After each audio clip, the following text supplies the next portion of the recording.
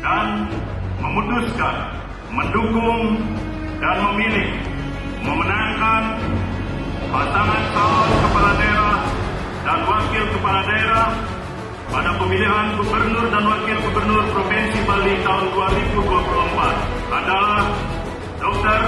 Insinyur Iwayan Koster MM Inyoman Giriprasa SH. Apapun resikonya harus kita hadapi. Jangan menyerah. Siap.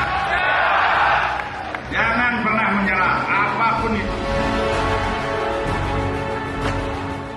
Kami pasangan Adi Cipta menyampaikan terima kasih dan penghargaan yang setinggi-tingginya kepada seluruh keluarga besar Aliansi Bali Santi yang sudah memberikan kepercayaan dan mendukung dan memilih kami, pasangan Adi Cipta. Setiang bersama Pak Nyoman Giri sudah berkomitmen Askom karena terpilih akan maya secara total las karya niskala sekali. Pak, kita semua ada di barisan Pak Koster. Terima kasih.